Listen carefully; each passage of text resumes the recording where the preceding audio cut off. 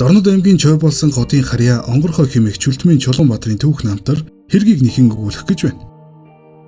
Зарим нэг хүнийг дарга болох одонд төрсөн гэдэгтэй адил Чулуунбаатар бол төрөлхийн шоронгийн хүн гэлтэй. 15 настайдаа хүний амь бүрлгэж Сэлэнгийн цагаан толгойн хүүхдийн колонд очсноор яруу алдар замлаа эхэлжээ. Шоронд тэрээр атман болон заларч 1982 онд 10 жилийн хорих ялаа дуусгаад нутагтаа очсон бөгөөд нэгэн өдөр тэрээр гуанзанд хоол идэж сууж байтал дорнодын шинэ оврууд орж ирэн "Чи нөгөө шоронгийн овгор онгорхой Чулуунбаатар гэдэг нь мөн үү? Чи бол амжихгүй шүү" гэд худаг гарган төвчгөнсөн гин.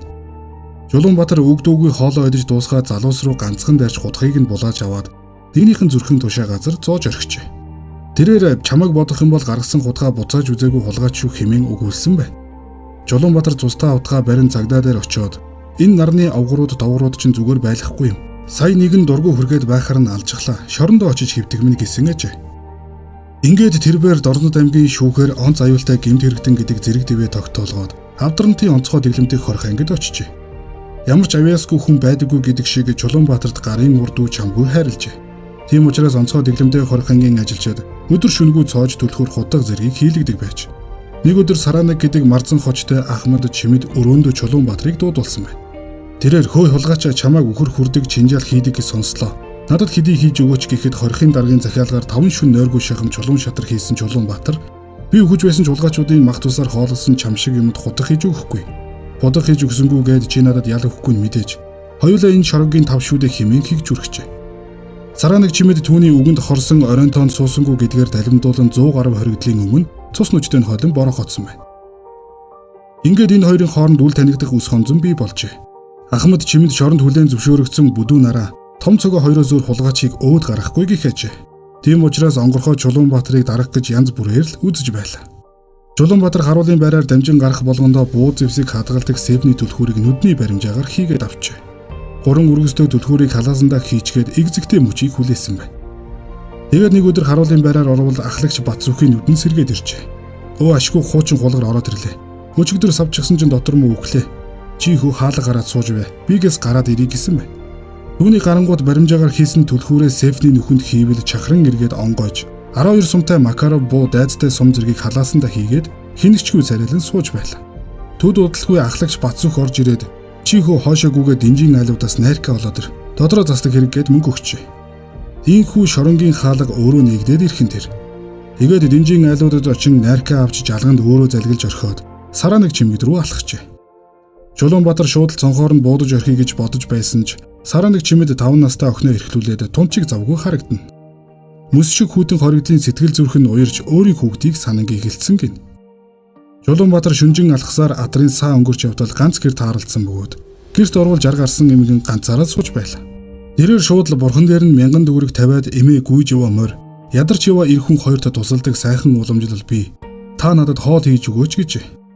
Хоолцоо хийлгэж идэх зураа удалгүй ирлийнхэн хүрээд ирнэ. Тэгэхээр та зүгийг нь бууруулж хэлээрэй гэдэг дахин 1000 төгрөг бурхан дээр нь тавиад гарчээ. Чулуунбаатар жалгын судаг даган алхаж явтал зийл 130 машинтай 3 эр архитаж байгаатай тааралдав. Чулуунбаатар шууд л буу тулган машиныг дээрэмдээд цааш хөдөлжээ. Улаанбаатар хотод орж ирээд эхнэр хүүхдтэйгээ уулзаж сууж байтал тусгаагийнхан хаалга үүдийг нь цөм өшгөлөн орж ирээд гавлсан байна. Чулуунбаатар заналтайсан Саранаг Чимдийг алж чадаагүй. Ирлийнхэнд өөрийг нь зааж өгсөн эмгэнд итгэсэндээ бохимдож байлаа. Тэрээр сахилгад байхдаа би энэ удаа даруухан ургаж яваад хон шиг хүлэгдээд ирлээ. Дахин ургах дээрээ тулбал чадлынхаа хэрээр оргондоо "Энэ удаа намайг зогсоох хан ирэн байхгүй" хэмээн шүт зүүн өгүүлж байсан гэдэг. Дүү аймгийн шүүхээс Чулуунбаатарт 18 жилийн хорих ялаа нолоо. Тэрээр шүүх хурал дээр хүчирхийллээс хүчирхийлэл төрдөг. Намайг иргэншүүлэхгээ зэрлэгшүүлсэн засангийнханд гондож явдаг гэсэн байна. Чулуунбаатар гянданд 2 жилийн ялаа эдлэхээр очсон хэдий ч хорихын ажилтнуудын захиалгаар чулуун шатар худаг хийсээр л байлаа. Тэрээр Сэлэнг аймгийн харьяа Нанддын төр тогтох гэдэг залуутай нэг камерт хоригдох болжээ.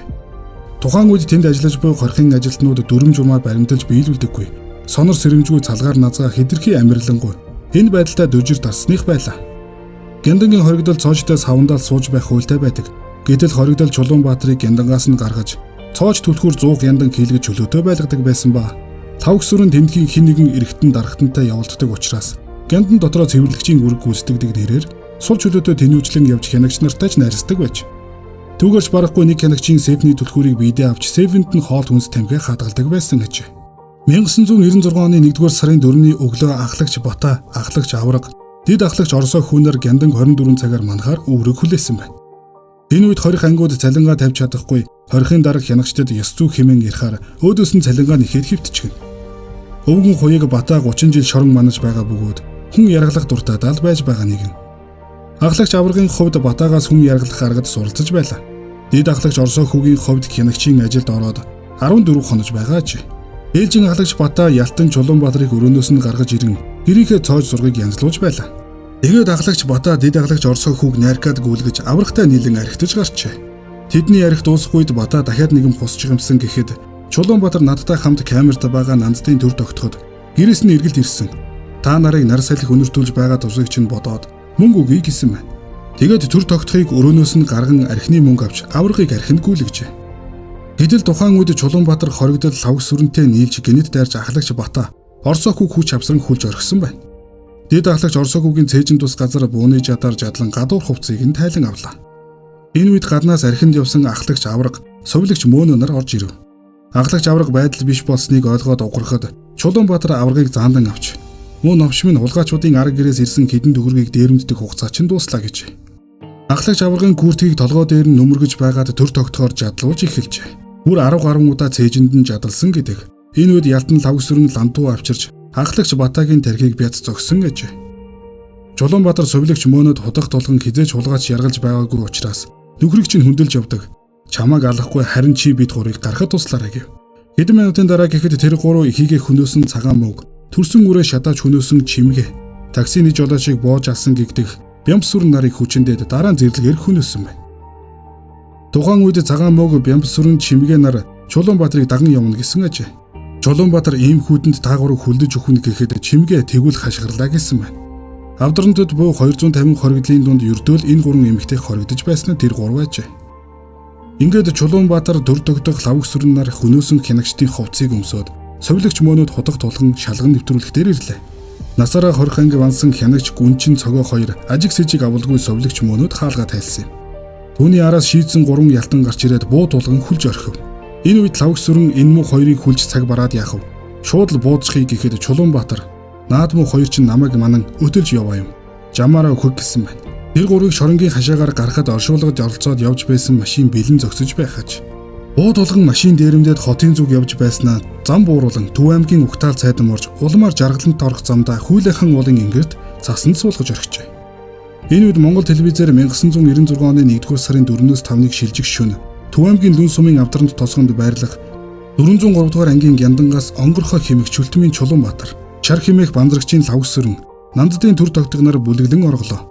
Онц аюултай гэмт этгээдүүд 6 хүний амь насыг хөнөөгөөд машинтай иргэдийг барьцаалан жаргаланд чиглэн зүгтаалаа гэсэн мэдээлэл цацагдав. Ийхүү унтаж байсан Монголын цагдаа түргэн авч Улаанбаатар хотын бүх анги нэгдлүүд Төв аймаг, Өвөр хангай, Булган Эрдэнэт Сэлэнг аймгийн цагдаа тагнуул элитийн тусгай хүчнийхэн хөдөлж эхэллээ. Хоригдлууд уулын бэлд барьцааны иргэдийг чөлөөлсөн бөгөөд архинд халамтсан төр тогтох Монгол даяар дуурсагдах гэмт хэрэг хий. Энэ барьцааны нүхтийг буудъя гэхэд Чулуунбаатар гэмгүй иргэдийг хөнөөхгүй. Засангийн яргачд байсан бол алах байлаа гэсэн мэ. Идэр юусын жавар тажигнаж нэмгэн хувцастай 3 хоригдод хөлдөж өгөхгүй тулд уулын оройр үгүүлээ. Генерал Бүрүү баримчилгааны гүрүү багалсан амар болд тэргүүтийн хүчнийхэн Хүйлэхэн уулыг битүү бүслэн Борнуурын тосгоны хажууханд дээшилж хоригдлуудад 30 м ордонгуудаа ямар ч анхааруулахгүйгээр гал нээсэн байна. Их захгүй буундуу тажигнаж ургаан модны ард нуугдсан 3 хоригдол газар ихрэн унлаа. Чулуунбаатар шиир зааж АК-гаар тэнгэр өөд буудаж цагдаа нарыг ойртуулсангүй. Гисэн хідэж төр тогтох Чулуунбаатар нар цээжин тус газраа буудуулж үхлийн шарх авсан байлаа. Тэр хоёрыг эмнэлгийн багт яаралтайгаар хүргэсэн ч замдаа нас барлаа. Тэд хэргийнхээ талаар ямар ч мэдүүлэг өгч чадалгүй ийхүү нас барсан байдаг юм. Харин лавг сүрэн сургуультай ноход дараад авсан учраас амьд үлдэж шүүхээр ялын дээд хэмжээ авсан билээ. Тэрээр өөрийнхөө хийсэн хэргийг нөгөө хоёр лугаа чигсэн гэдэг. Хянагч Оросоо хүү амьд үлдсэн хідэж ажлын хариуцлага алдсан хэрэгээр шоронд орсон байдаг. Тэрээр зүүн харагийн шоронд нэгэн овгор хулгайчийн гутлыг хулгаалan зодуулж нас барсан билээ. Хэргийн газар ажиллаж байсан шинжээч эмч шалан дээр урссан цус гутлын хоншоор давж талигаж Батаагийн тарих таазанд нялгдсан байж билээ. Нийгэм цаг үе төр засагт өшрөгсөн гэмт хэрэгтнүүд ямар амжигтай болохыг биеэр мэдэрч өөрийн ирэхгүй давхын зожиж билээ гэсэн ярилцлага өгч байсан билээ.